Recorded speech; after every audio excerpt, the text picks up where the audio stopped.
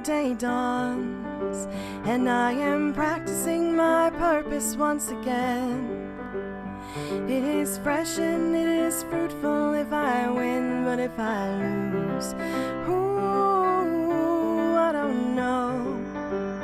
I'll be tired, but I will turn and I will go. Only guessing till I get there, then I'll know. Oh, I will know. And all the children walking home past the factories can see the light that's shining in my window as I write this song to you. And all the cars running fast along the interstate can feel the love that radiates, illuminating what I know is true. All will be well, even after all the promises you've broken to yourself. All will be well. You can ask me how, but only time will tell.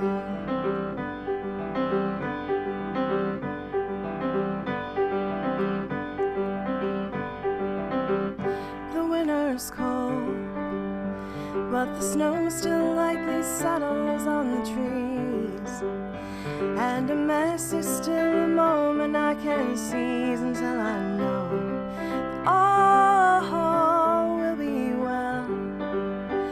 Even though sometimes this is hard to tell, and the fight is just as frustrating as hell, all will be well. And all the children walking home past the factories can see the light that's shining in my window as I write this song to you. And all the cars running fast along the interstate can feel the love that radiates, illuminating what I know is true. All will be well, even after all the promises you've broken to yourself. All will be well. You can ask me how, but only time will tell. You got to keep it up and don't give up, and chase your dreams and you will find all in time. And all the children walking home past the factories can see the light that's shining in my window as I write this song to you. And all the cars running fast along the interstate can feel the love that radiates, illuminating what I know is true. All will be well, even after all the promises you've broken to yourself. All will be well. You can ask me how, but only time will tell. All will be well, even after all the promises you've broken to yourself. All will be well. You can ask me how, but only time will tell. You can ask me how, but only time will tell.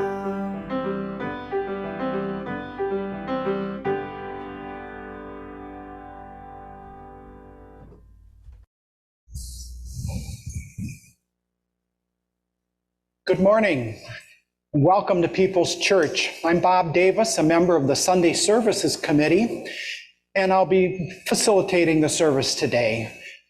People's Church is a member of the Unitarian Universalist Association.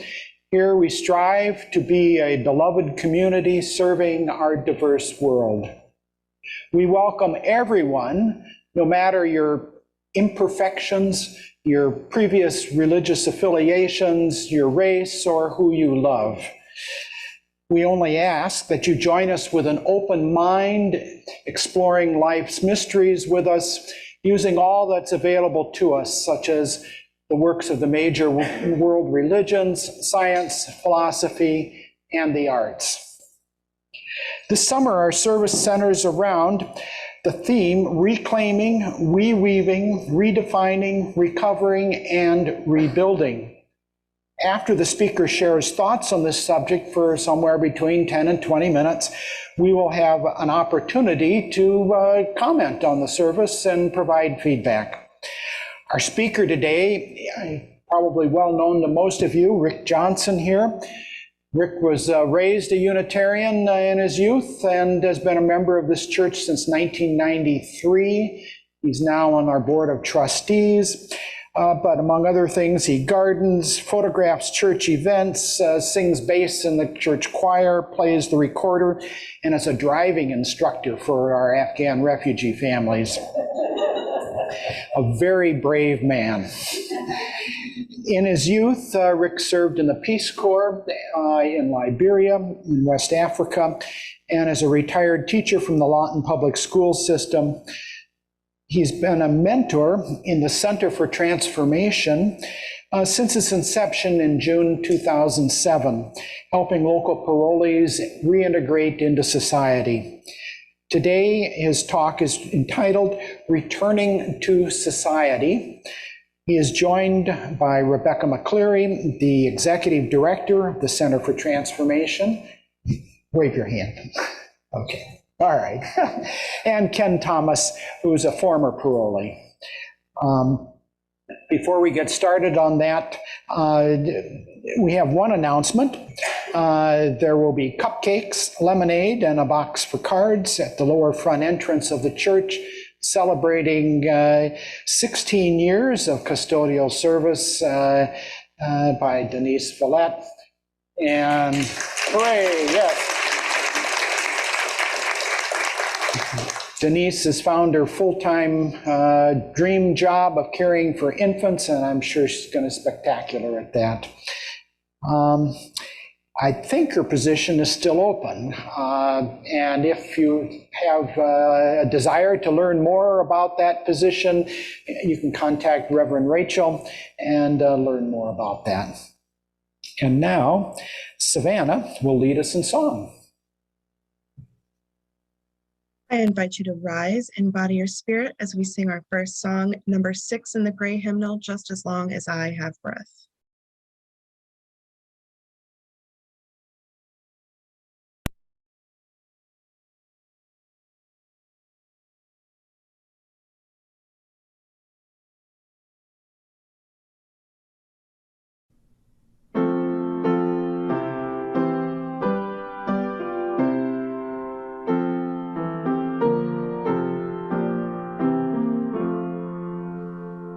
Just as long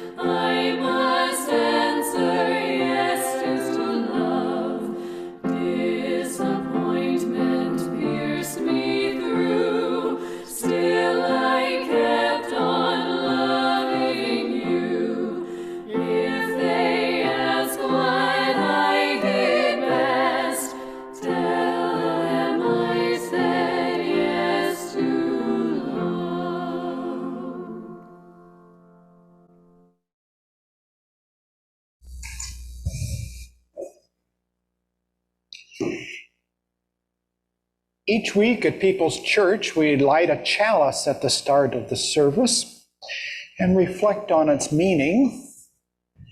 If you're joining us by Zoom, please enter in the chat box where you're lighting your chalice at home.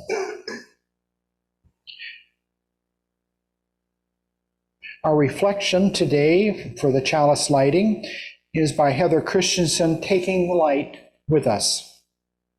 Each week we gather, we light a common chalice. We sing and celebrate, we pray and think. Then we each gather strength from the flame and go out from here, taking the light with us. And maybe I can read the screen up here, but Laura, would you like to come forward and read it as to where the other chalices are being lit?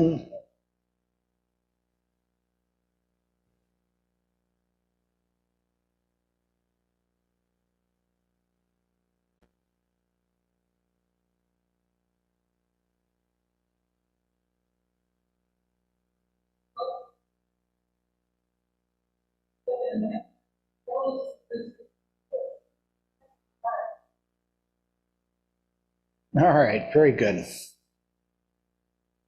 People's people support one another in good times and bad, and one of the ways we do this is by taking time to share what is important to us during this part of the service. If you wish to share a personal joy or sorrow, a life milestone, concern, or grief, please come forward, speak into the microphone, say your name and then what you'd like to say to all of us. You can also place a stone in the bowl there. If you're joining us on Zoom, please enter your message in the chat box or indicate that you wish to speak, and we will spotlight you on the Zoom.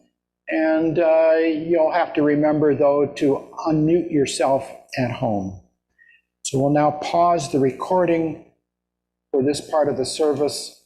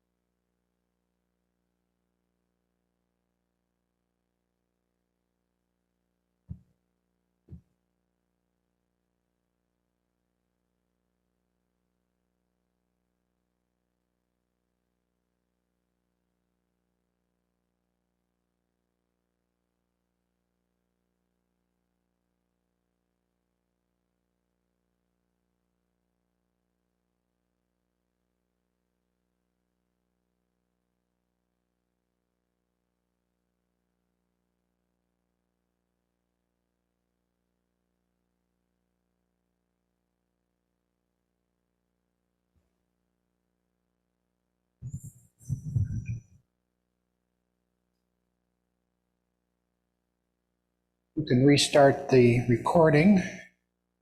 People's people are generous in many ways. They give their time, talent, and treasure to many organizations and to this church. Your money helps support our hardworking staff and church facility.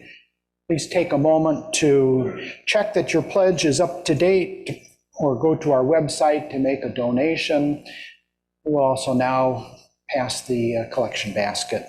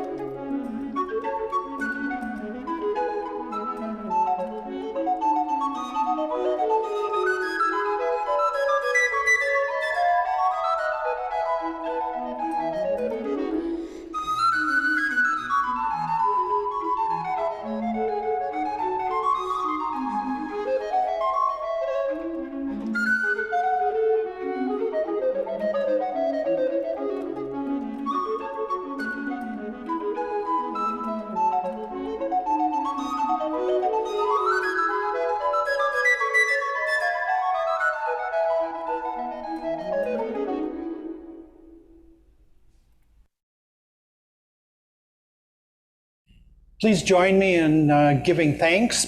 The words are in your order of service, but many of you know them by heart.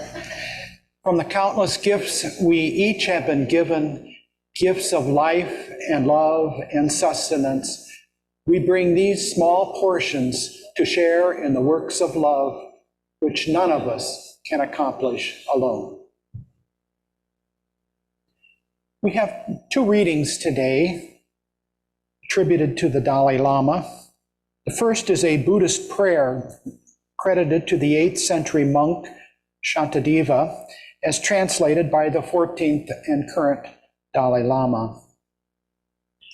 May I become at all times, both now and forever, a protector for those without protection, a guide for those who have lost their way, a ship for those with oceans to cross, a bridge for those with rivers to cross, a sanctuary for those in danger, a lamp for those without light, a place of refuge for those who lack shelter, and a servant to all in need. The second reading is a quotation from the 2017 documentary film, The Dalai Lama Awakening. There's no shop that sells kindness. You must build it within. You can transplant hearts, but you cannot transplant a warm heart. And now Savannah will lead us in song. I invite you to join our video in song from your seats.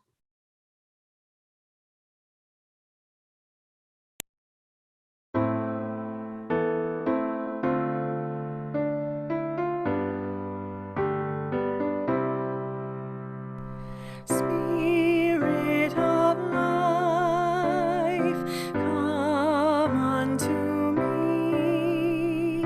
Sing in my heart all the stirrings of compassion. Blow in the wind, rise in the sea, move in the hand, giving life the shape of justice. Roots hold me close, wings set me free. Spirit of life, come to me, come to me.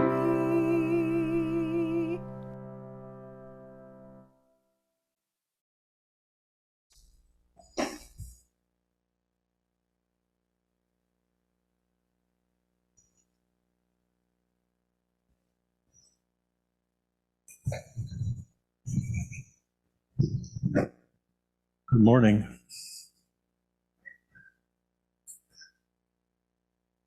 Denise, I hope you carry your cell phone with you every minute for the next year so we can find things. You really will be missed, and it's been a pleasure having you around the place. I'm Rick Johnson. A couple of months ago, Becky Moffett-Moore came up and said, "How would you like to talk about the Center for Transformation? I know you've been a member for a long time. It might be interesting for the summer service." And since it was so long ago, I said, "Sure, that's great." And then I started calling people.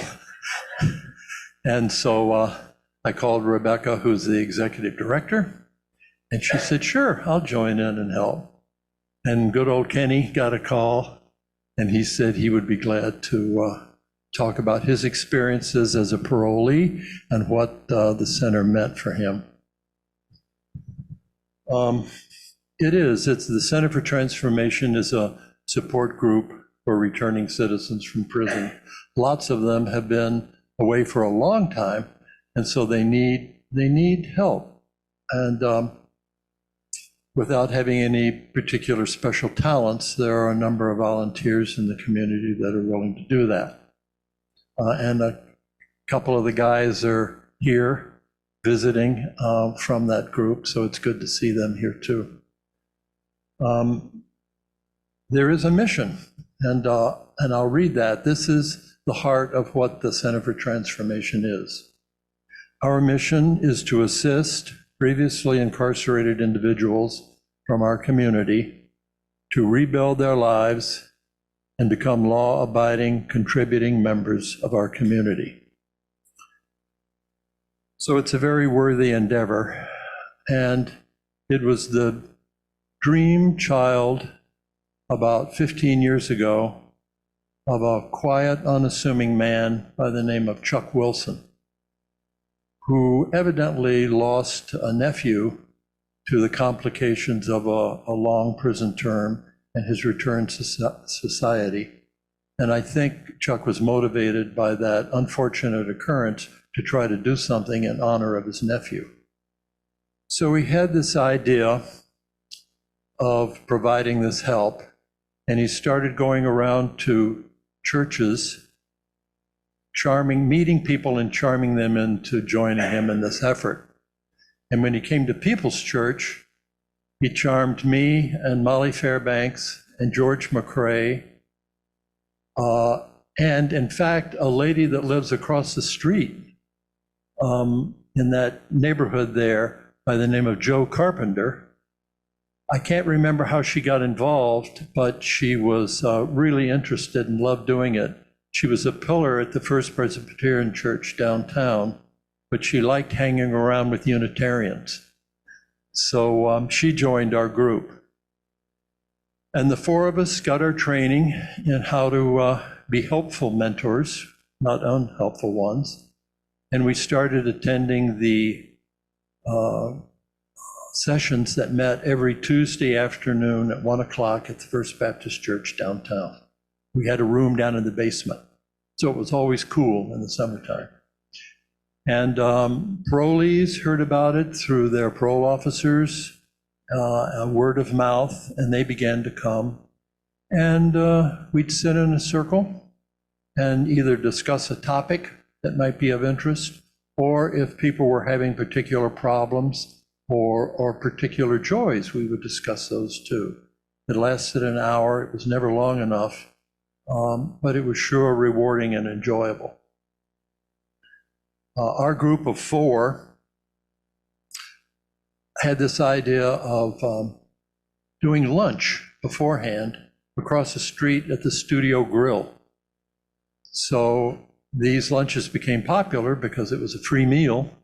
And we would go over there and meet maybe 6, 8 people. We'd push tables together, and we would have discussions there and good food. And then as 1 o'clock approached, we'd go out and run across Michigan Avenue, avoiding the speeding cars, and go to the regular meeting. And the regular meeting gave beginnings to more intimate relationships if you wanted to have them. If you just wanted to come to the meeting and share the joy, that was fine. And listening was very important. But if you wanted to do more than that, the intimate relationships would come up out of this group. And so I think all four of us found people that were willing to be mentored by us. The mentee and the mentor relationships came from that group setting. And so we were involved in mentoring individual people. And that was very good work to do. And sometimes the 4 people from Peoples would work as a team. We'd team mentor somebody, or sometimes all 4 of us would do things together. And we became friendly with a fellow that came to these lunches who was a young man, relatively speaking, for this group. He was in his early 30s, and I'll call him Noah for this talk. He was very solemn. He very seldom laughed. and he would speak in short phrases of one word or just a few. He never spoke in paragraphs. And we liked him and began to assist him if we could in his recovery and getting his feet on the ground. And he had a chip on his shoulder. And I think mainly because of that and his inability to understand exactly what was going on with this parole system, he continued to violate his parole until his strict parole officer said, "You're going to have to go back to prison and give this some more thought." So he was assigned to return to the state prison in Muskegon for an undetermined amount of time. And we decided we would start visiting him there once a month. And that lasted for 4 years because he kept applying for release and they kept flopping him. That's the term that's used. And so for 4 years, Molly, George, Joe, and I, either together or in different combinations, would go up and we would meet with Noah and talk with him for 2, sometimes 3 hours in the visiting room. And over a long period of time, that really did have a good effect on us and on him. He began to talk a lot more. You'd think, what in the world can you talk about for 2 hours, 3 hours, especially with Noah? Well, we never had trouble doing it. The conversation just kept rolling along. And we talked about good things, about what the future might hold for him. And eventually, people would go up and sit with him in his video taped applications for release. The Michigan State Parole Board would listen to him, and we'd be on the video with him. And gradually, he got his wish. He got released, and he came back down to Kalamazoo, and was required to do another 2-year parole. So he had to start all over. He got the same strict parole officer that he was afraid of, but Molly and I loved the guy. So that was good news.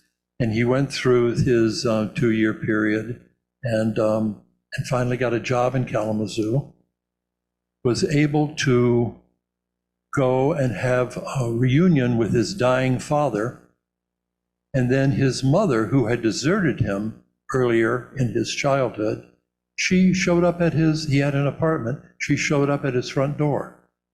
So he welcomed her in. His aunt came because she wanted to be living there, and his stepbrother came, his half-brother came. So I think all of these visits were too much for him at some point. So he finally spread his wings and eloped with his girlfriend, who was from Indiana. So he's living down there, keeping minimal contact with Molly and me. Every time his phone number changes, he wants her to know what the number is. And every time he gets a new pickup truck, I get a picture of what the new pickup truck looks like. So he's doing okay. We think that if he should ever really get into serious trouble, he'll contact us. He'll make an appeal.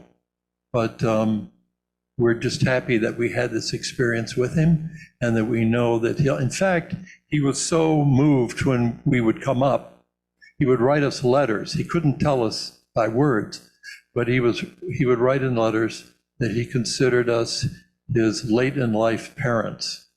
So we got that reward from him, which was very important. And I think in the back of his mind, we're still there in that capacity. So this is the kind of intimate reward you can have by working with the Center for Transformation. There are so many different ways to make your services available to the group. So I'll let Rebecca talk a little bit about how it all works.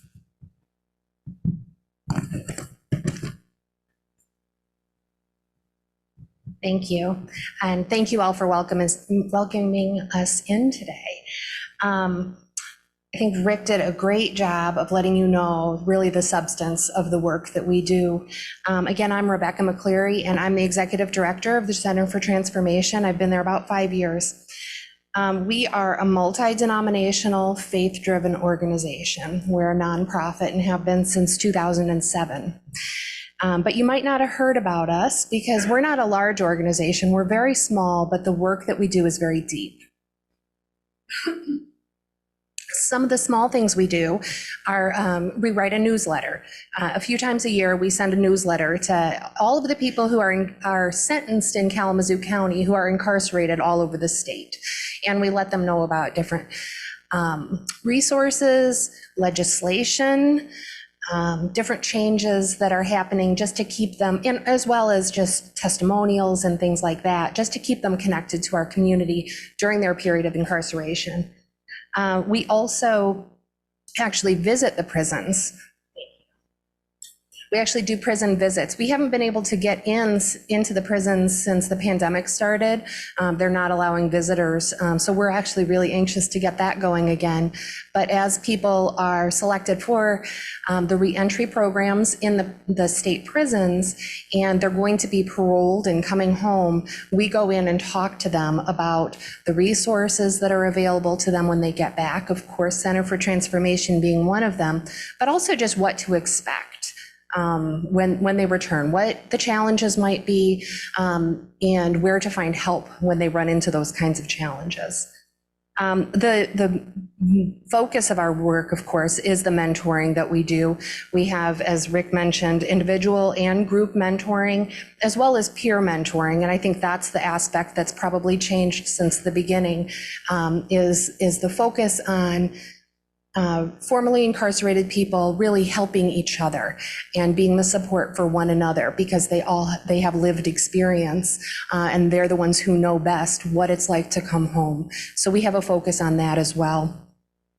Oftentimes, I think, when we think about returning citizens or being paroled, coming back to the community and rebuilding, we think about things like housing, transportation, employment, things like that. And those are all huge barriers for people. And Rick's really great about assisting with some of those things. He might have asked you for a bike. That was for us. If he asked you for a car, that was also for us, because he's great at using his resources and his networks to help returning citizens overcome those barriers.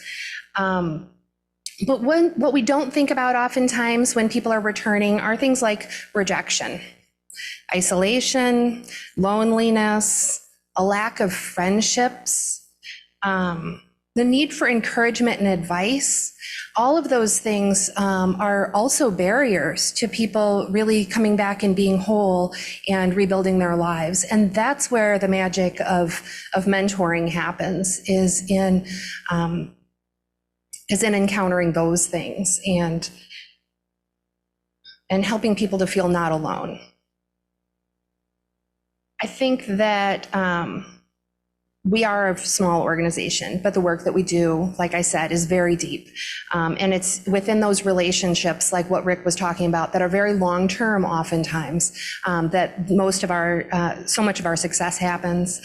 Mentors are, oftentimes they're peers, but most of them are mentors like Rick, who we all know is kind, compassionate, non-judgmental, and incredibly generous with his time. Those are our most successful mentors, people like Rick, who just give of themselves so much.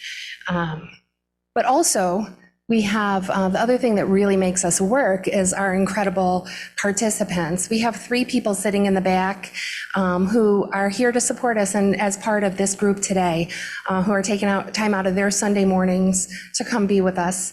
And it's the time that they put in to the organization and to each other and to supporting each other as well. And, people who like Ken, who is, just inspires me constantly with his commitment to change his life and the lives of other people who are returning. And so I'm going to let him talk now and inspire you all the way he does me. Thank you. Thanks for having me speak to you guys this morning. My name is Ken Thomas. I've been part of the Center for Transformation since 2012. That was when I was released from prison. And like both Rick and Rebecca have said, there's been so many challenges for returning citizens. When I got out, I didn't have really many family members left. Also, I lost most of my friends. I didn't have housing, transportation, any type of support. So what happened is I received one of the letters from Center for Transformation while I was incarcerated. Excuse me. And I knew I needed community and I needed support. So I looked into the Center for Transformation as far as mentorship. And I was paired with a great mentor that I have currently still. And what I got from the Center for Transformation is they do not judge. They're there for support. They give us an opportunity to just be ourselves. And believe it or not, I did a lot of complaining in the beginning because things were so tough and overwhelming as far as returning citizens, as far as just finding housing, just finding just the simple things most people find easy to do. For us, it was almost impossible. So with the help of the Center for Transformation, they gave us an opportunity for help with resources, just mentorship, which is so paramount when you're alone and you have nobody that you can reach out to. Just that hour in the day was huge. And like Rick was saying, I got my first mountain bike from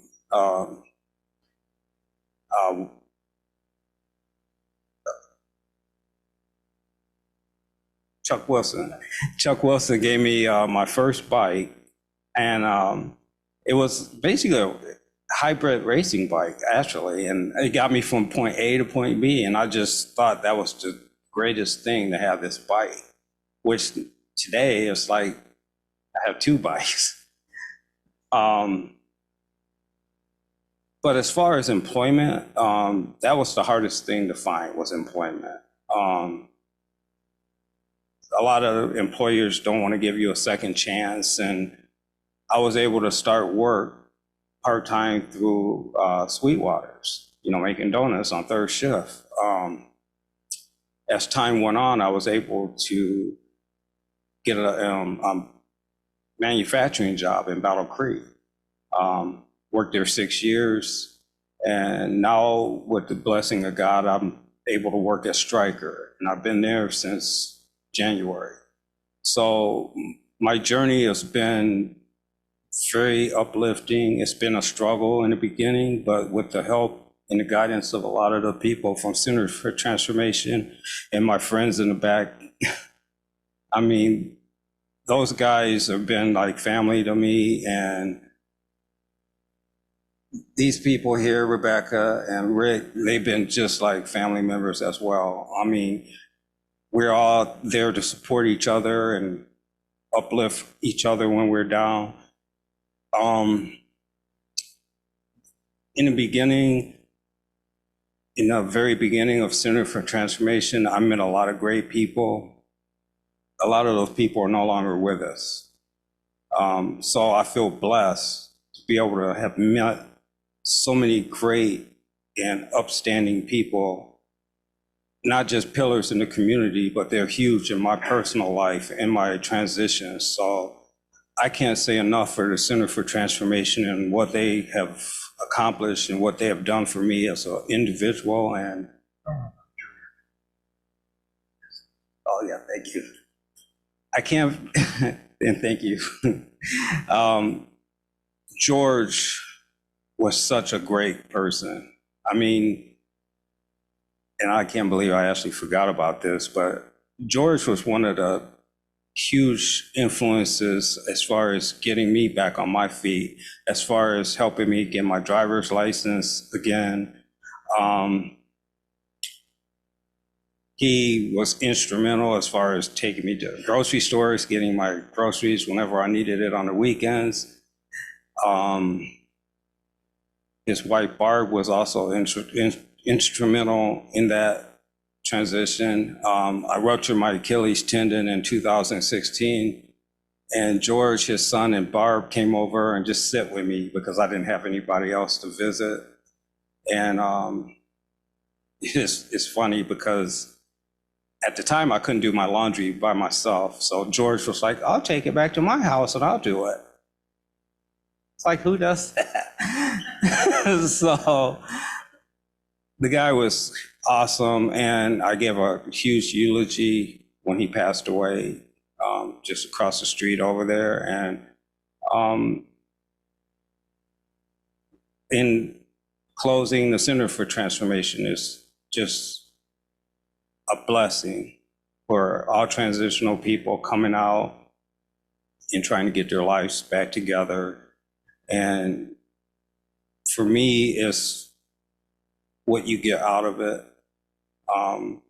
Nobody forced me to join the Center for Transformation, but it was a personal decision to better my life and get the support that I desperately needed, and also create a lot of good friendships in the process of doing that. So thank you, everybody, for having me speak this morning.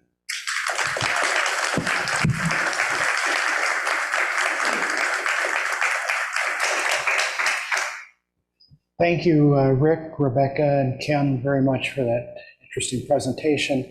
We now are in the feedback portion. And let me just, the guidelines for discussion, please speak the truth as you understand it. To avoid inhibiting the flow of discussion, please do not comment on others' comments until everyone has had a chance to do their initial sharing.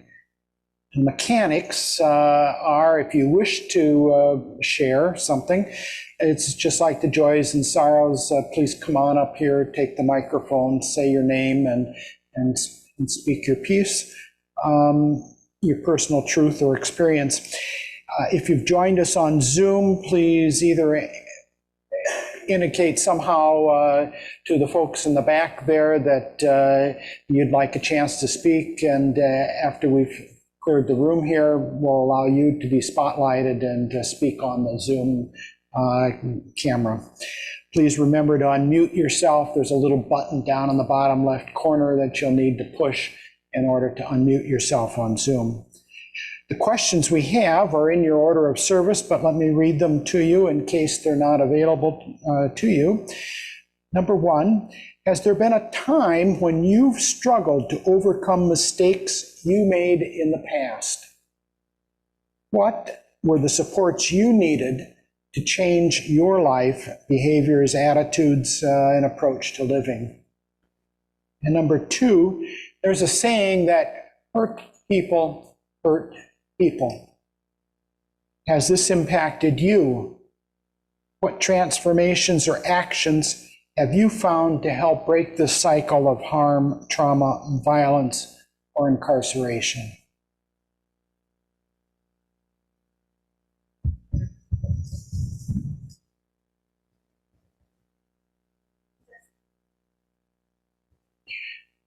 Those are the questions we suggest you comment on, but if you'd like something other related to it, that's okay.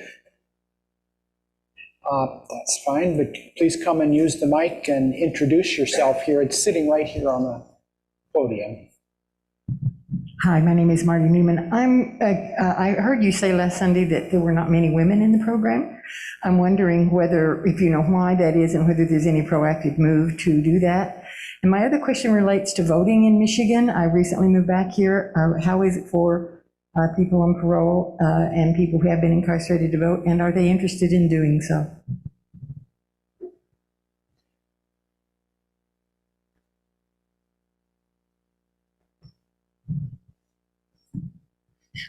So in addition to the meeting that we have downtown on Tuesdays, we also have for a long time met at KPEP with people who are returning. And so there's a women's KPEP, and then there's another KPEP where the men are housed. And we have been working to get back into KPEP for a while. Because of COVID, it's been difficult. But as soon as they approve us to come back in and start groups, that's where we oftentimes meet the women who come to our groups. There's only one women's prison in Michigan, so it's very infrequent that they invite us out to build the relationships while women are in prison. It's much easier, and there are more men's prisons, to be honest, many more. So it's harder for us to start that relationship. The key for us is getting back into KPEP, because we do welcome women, and we understand women's experience is going to be really different, and they have different challenges when they come back. So really, that's the only reason. Also, as far as voting, people with felony records can vote in Michigan. And does that answer your question? I know in the earlier times, there were women that came to those group sessions, and I don't know why they don't come now, but I think that's something we're going to work on.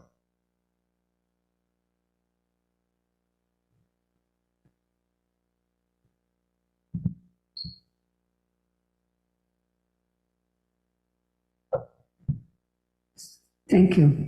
Well, my name is Catherine Nasing, and I have not dealt with older people who have issues, but I have gone to schools, Lincoln for one, and I volunteer thanks to the people who lead it around here, including Rick and so forth.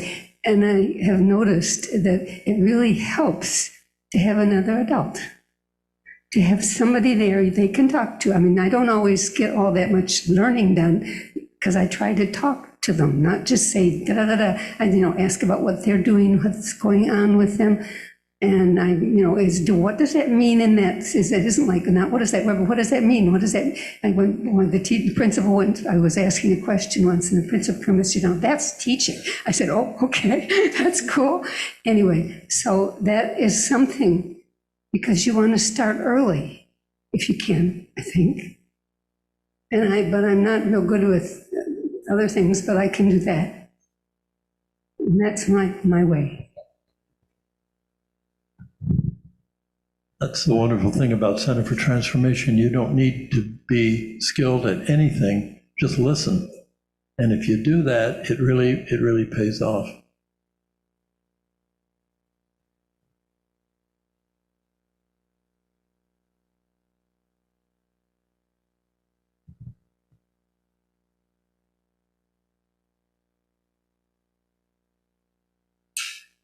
Ken, you want to talk? Oh, we got somebody coming. I'll make a delivery. I just wanted to say, with all the quiet, it's so hard to compare one's own experience with someone who's been incarcerated. It's unimaginable to someone who's never had to experience that. And I think that's why we're so quiet. And yet, on the other hand, I want to say that, we all share this need to have people support us. And certainly that's happened in my life. And I understand that part of it for you. And I'm so glad you've been able to find this, everyone that has.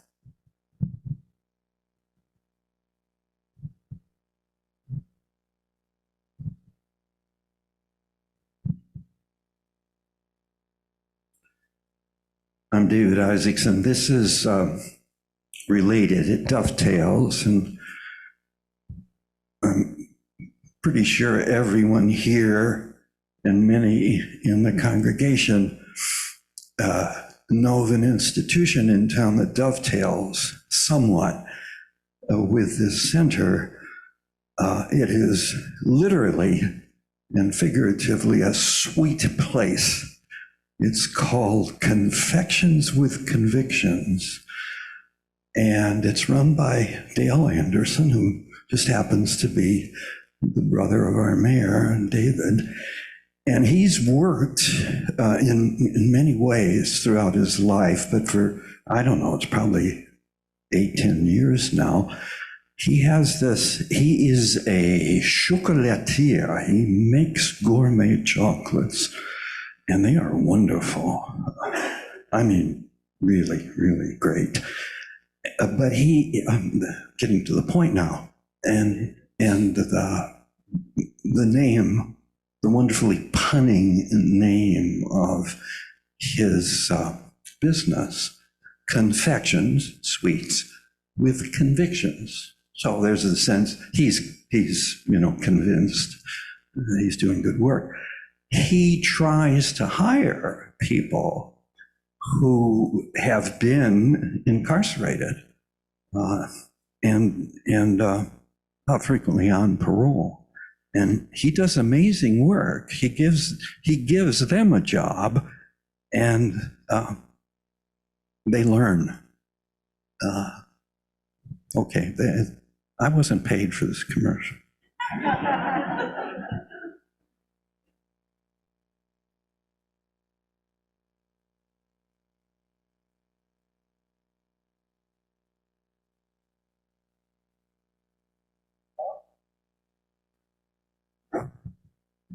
Barb McRae, George's wife. Get a round of applause. Thank you very much. This is my first journey back since George died about 2.5 years ago, so it's kind of emotional, but he was very, very involved in the program.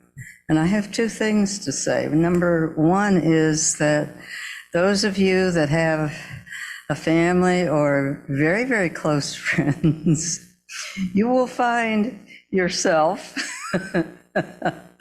also enlisted. You will have all sorts of adventures. Hi, Kenny. Who knows of which I speak? And it is a commitment on your part if you choose to help with the mentoring program. But in my view, it's entirely worth it. I cannot tell you. Rick probably can a little bit, because he had visited when George was dying, and we were, And the second thing I want to say is I was struck by what Dave Isaacson said. I wish there were a way in this town and city that we could encourage more of this. It takes, I don't know, it takes some kind of magic, but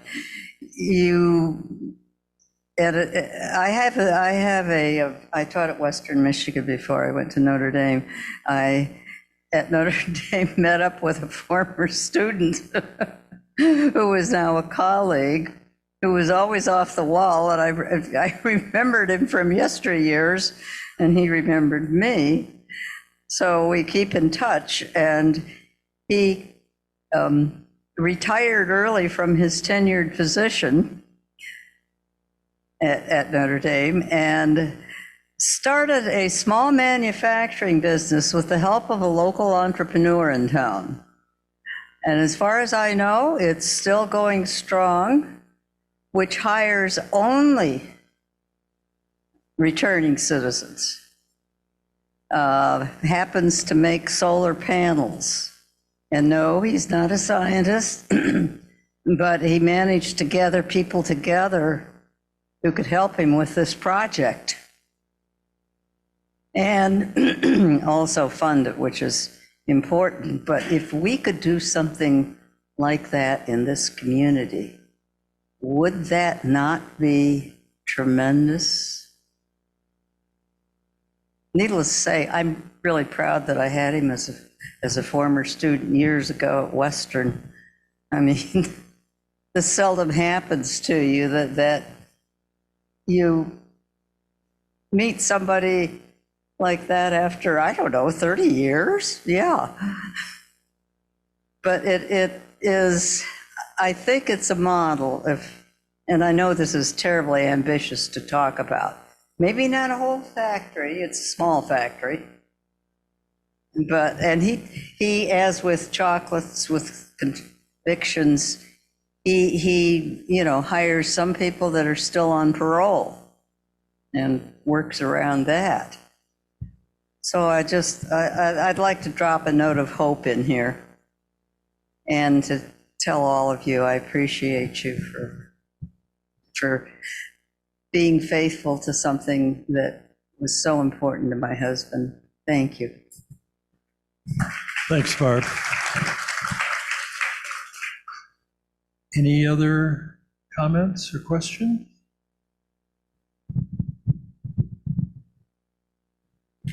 Hi, I'm Lois Loeffler, and I've been very interested in what these folks had to say, but I have been constantly reminded that we have a member of our own church currently in prison. At this point, he's facing 10 years. We're hoping for fewer, but Rick has been in contact with a person who is most in contact with Bob. And I, for one, am waiting to hear how we can support him as he faces 10 years, and he's currently 75, almost 76. So if you can summon that terrific, non-judgmental part of you and have any interest, I'm throwing out Rick's name here because I hope it's okay. He can help us do whatever we can for Bob. Yeah, Bob Hardent's at Milan Federal Prison, a couple of hours away.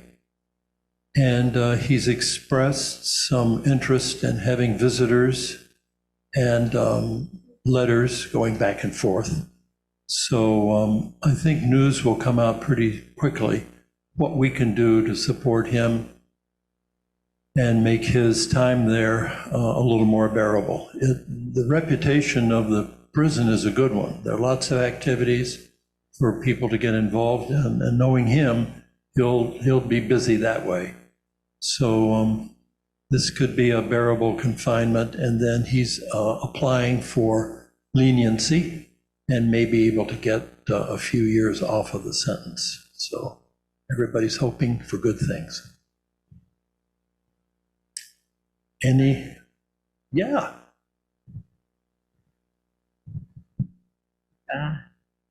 Go over there so I can see everybody.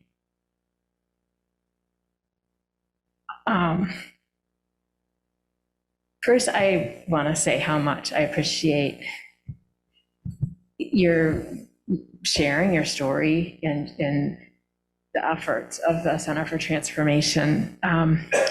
I work at the library, and so I sometimes meet people who have been formerly incarcerated and hope that kindness and support, I hope that I can give enough support for what people are needing to find and learn in order to make, take the next step, whatever that is for their lives. I think these questions are important and powerful. I'm realizing and this just kind of goes back to, it is, for me, it's very hard to talk about major mistakes that I feel like I've made in my life and when I've struggled to overcome them. And so then I'm just struck again with how powerful it is that that you're willing to come and tell your story and that we can learn from you. So the thing that comes to mind, and I try to keep it short, many years ago, I was in the city park with my young niece, and there were teenagers playing around, and there was a 16-year-old boy who threw a pebble, and it hit me really hard in the back of my head. And I ended up getting a concussion from it. And it was, some concussions are worse and some are better. And it was painful.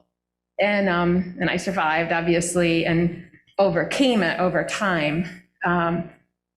But at first I said, oh, I don't want him to be charged. And then I thought about him being 16 and old enough to drive a car. And I also kept really connected with some anger. And I was so grateful ultimately for I wrote a letter to express how his action had impacted me. And I am glad, looking back, that I wasn't part of the decision-making process. I did end up speaking with he was assigned community service, and the person who was going to be doing the community service with him contacted me to say, I want you to know that I will share with him what your experience has been. And I don't know the young man's name. He's not a young man anymore, but at the time, I did learn some of what his life experience had been. And as it happened, years later, I had another concussion that was exacerbated because of the first one. And I made some really, I felt, hard mistakes when I was healing from that. And so I just kind of think about how the cycle goes around, that there were many people who gave me grace. I think that's been a really important aspect for me throughout my life, like experiencing grace from others and finding compassion. And to me, these questions, I think, are about sort of looking at our own experiences so that we can pull from that to have compassion when we interact with others, and be willing to accept other people's compassion too, if that makes sense. At any rate, thank you. I'm Christine. I forgot to say. Any other comments? Do we have any Zoom? No. Okay. Zoom? Okay, thank you. We have a final song that Savannah's going to lead.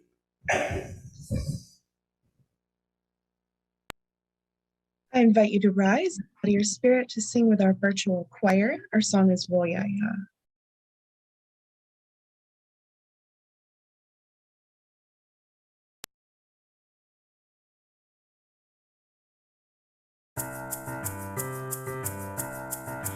We are going, heaven knows where we are going, but we know we're in, and we will get there. Heaven knows how we will get there, but we know we will.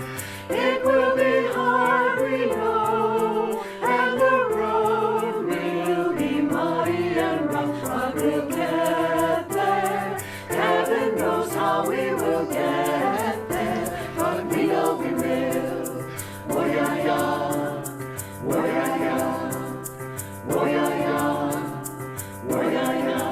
We are going, heaven knows where we are going, but we know we're in, and we will get there. Heaven knows how we will get there, but we know we will.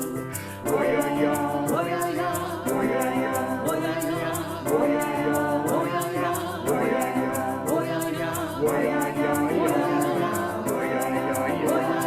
woyaya, woyaya, woyaya,